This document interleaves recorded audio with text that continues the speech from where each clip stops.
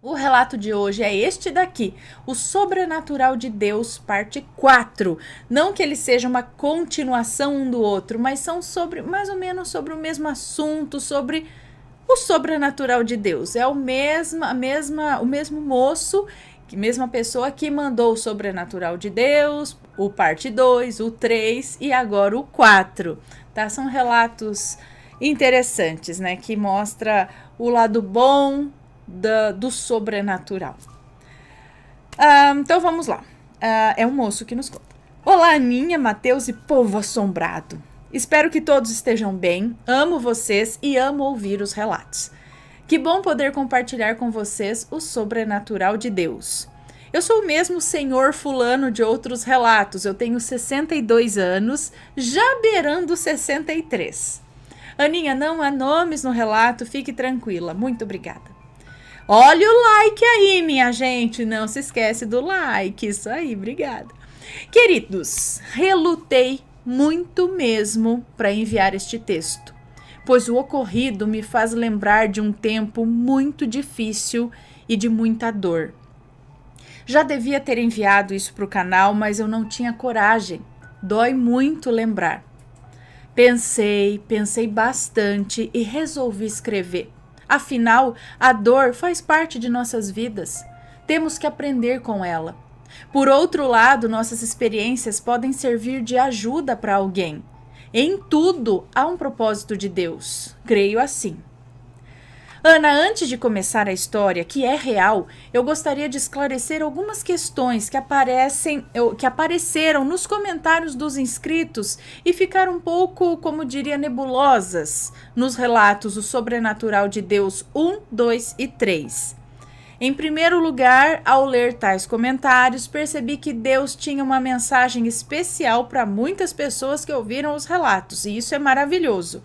Entretanto, percebi que alguns, por ficarem sabendo do agir de Deus na minha vida, dos milagres que recebi e contei, acabaram achando que eu seria uma pessoa diferente das demais, tipo iluminada, alguém superior, que eu devo ter um aplicativo no celular que me conecta direto com Deus, por aí.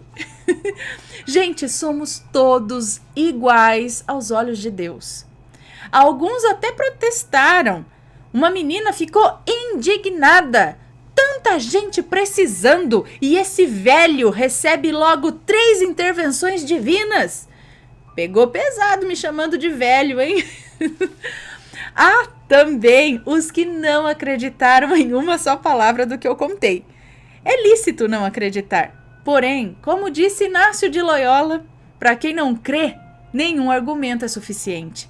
Mas para quem crê, nenhum argumento é necessário. Queridos, embora tudo o que narrei tenha ocorrido de verdade, sinceramente, eu sou uma pessoa comum, cheia de falhas e defeitos, sem merecimento algum, com um monte de problemas de saúde e ainda preciso trabalhar, e muito, pelo pão de cada dia. Ou seja, igual a maioria das pessoas comuns. Deus ama agir na vida das pessoas comuns, que não se sentem melhores ou superiores. E não se trata aqui de religião, ok? De forma alguma. Trata-se de fidelidade, de entrega, de fechar os olhos e caminhar, se deixando guiar pelas mãos de Deus, haja o que houver. É difícil pra caramba, mas é muito gratificante. Sim, uma coisa eu posso dizer a meu favor. Eu sou extremamente fiel a Deus. Ele é minha rocha, meu socorro sempre presente. Não busco minhas respostas em mais ninguém, e Ele retribui minha fidelidade. Houve um tempo que não era assim, um tempo de trevas, mas isso eu vou contar talvez um outro dia. Sem preconceito algum, cada um acredita no que quer, ou não acredita. Então, não importa a sua crença, importa a sua fé em Deus e sua fidelidade para com Ele. Queridos, Deus tem agido na vida de vocês, provavelmente muito mais do que na minha. É que eu costumo prestar mais atenção. Vejam se eu estou errado.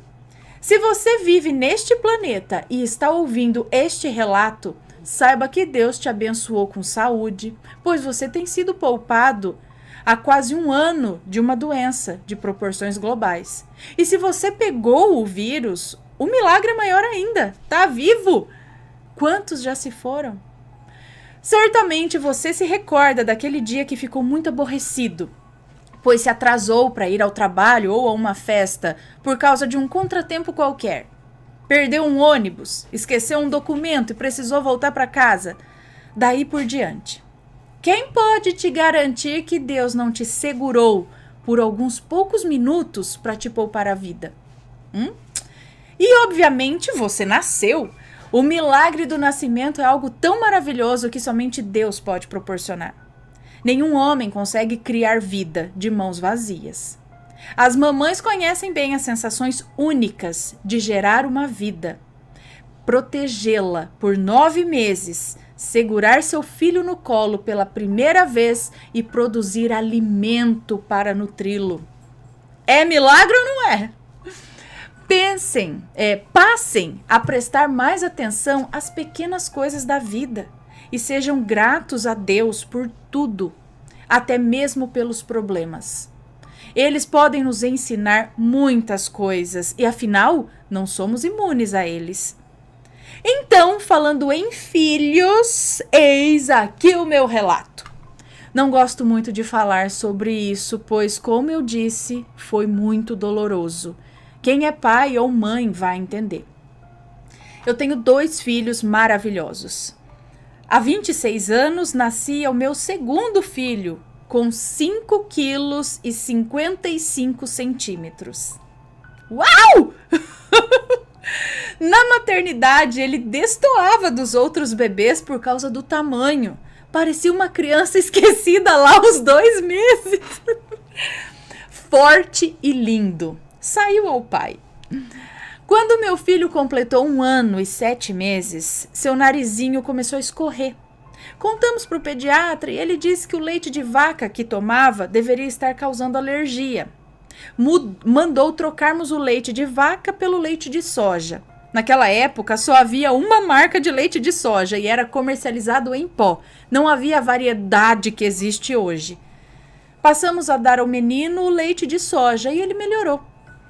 Pouco tempo depois, o narizinho tornou a escorrer e começamos a notar traços de sangue em suas fezes. E ficamos apavorados. Corremos imediatamente com o nosso filho ao pediatra. Ele pareceu meio indeciso, mas disse para não nos preocuparmos, pois ele tinha certeza que devia se tratar de rotavírus. Prescreveu um exame, o exame deu negativo. O pediatra disse então que o resultado do exame teria mostrado um falso negativo. Perguntou se o meu filho estava comendo, brincando, e eu disse que sim. Então está tudo bem, isso vai passar, disse o pediatra. Mas o meu filho só piorava. Ele emagrecia, ficava cada vez mais pálido. Observamos que ele passou a evacuar um musgo verde junto com as fezes. Era o muco do intestino que ele passou a expelir. E ficamos atônitos. Retornamos às pressas ao pediatra. E então o infeliz do pediatra disse que não poderia fazer mais nada. Que estava além do conhecimento dele e era para procurarmos um especialista, um gastropediatra. Procurei saber quem era o melhor especialista nessa área e encontramos um médico muito famoso, muito bem avaliado nessa área da medicina. Mas o médico só tinha agenda aberta para consultas 4 meses depois. O problema do meu filho era urgente e muito grave. Ele estava definhando como uma chama que se apaga lentamente, não podia esperar. Nós nos sentíamos impotentes diante daquele quadro terrível. Daí, alguém que eu não me lembro nos indicou uma médica gastropediatra que fazia parte da equipe desse famoso médico e tinha horário vago para aquele mesmo dia em seu consultório. Corremos e levamos o nosso filho até lá. Ao sermos atendidos, eu fui logo suplicando a médica. Doutora, nosso filho está morrendo. Há 2 semanas ele vem definhando, cada dia só piora. O pediatra dele nos abandonou. Eu preciso que a senhora interne o meu filho agora. E ela disse: calma, pai. Internação é o último recurso. Vamos ver o que podemos fazer. Nesse momento, meu filho evacuou na fraldinha. Olha, na hora. Quando a médica viu a fraldinha do meu filho, exclamou: meu Deus, temos que internar agora. Gente do céu! Ela ligou imediatamente para um hospital, conseguiu uma vaga, largou o consultório com pacientes esperando, avisou que ia sair e voltaria logo e partiu conosco para o hospital. Meu filho foi internado, começou a tomar soro, mas só piorava. Dava para ver a vida se esvaindo dele. Foi horrível. Por isso eu não gosto nem de lembrar. Eu orava a Deus incessantemente por uma cura, mas nada. 2 amigos pastores foram ungir o menino no hospital e oraram por sua melhora. Nada adiantava. Meu filho não tinha nem mais forças para chorar, nem reagir à dor das muitas picadas de agulha em suas frágeis veiazinhas. A médica, esse anjo que Deus colocou na nossa vida, pediu muitos exames que prontamente foram feitos lá mesmo no hospital. Quando os resultados dos exames chegaram, ela estava no quarto do hospital comigo e com minha ex-esposa. Então eu vi o desespero nos olhos da médica. Meu filho, devido a uma alergia alimentar grave, teve sua imunidade reduzida, adquiriu uma infecção intestinal severa, foi infectado por 2 bactérias hemorrágicas e a infecção parecia querer se espalhar por seu corpinho. O que chamam de septicemia, ou seja, infecção generalizada. Aí ferrou. Para vocês terem uma ideia da gravidade do caso, tempos depois ficamos sabendo que a médica e sua mãe, muito católicas, enquanto meu filho estava internado, as 2 subiram as escadarias da Igreja da Penha, no Rio de Janeiro, e fizeram promessas para o meu filho sarar, a médica e a mãe dela. Foi o caso mais complexo que ela já havia visto e tratado. Ela é realmente um anjo de Deus. Eu olhava meu filho deitado em seu braço no quarto do hospital. Eu chorava muito. Todos os nossos esforços, aquilo que podíamos fazer, tudo foi em vão. Minhas orações não surtiam efeito. Por mais quebrantado que estivesse, por mais temor de perder nosso filho amado, por maior que fosse o sofrimento do nosso filhinho, Deus parecia não me ouvir. Nesse momento, 2 atitudes me restavam no plano espiritual: me revoltar contra Deus ou me render completamente a Ele. Mas revoltar-me contra Deus jamais seria uma opção. Pois bem, fiz o impensado aos olhos humanos. A médica já havia saído do quarto. Estavam eu, minha ex-mulher, meu filho e Deus no quarto do hospital. Tranquei a porta, chamei minha ex-esposa e disse, chorando muito: nosso filho está morrendo. Tudo já foi tentado. Nada adianta. Só nos resta novamente orar a Deus. E assim fizemos. Disse eu: Senhor nosso Deus, Paizinho querido, nosso tudo, Tu és o dono da vida e da morte. O Senhor fere e o Senhor cura. Nada escapa aos Teus olhos. Nosso filho, que amamos tanto, está morrendo. Queremos que ele seja curado, mas o Senhor tem a palavra final. Entregamos o nosso filho em Tuas mãos, e seja qual for a Tua vontade, jamais nos revoltaremos. Ao contrário, sempre declararemos: bendito é o nome do Senhor nosso Deus. Sua misericórdia é de geração em geração e sua bondade dura para sempre. Faz a Tua vontade na vida do nosso filho, não a nossa. Em Jesus, amém. E nos acabamos em lágrimas. Queridos, são insondáveis os mistérios de Deus. A partir daquele momento, o nosso filho começou a melhorar. E melhorar, e melhorar, tanto que pouco tempo depois ele recebeu alta e foi para casa. A médica estava espantada com a recuperação dele.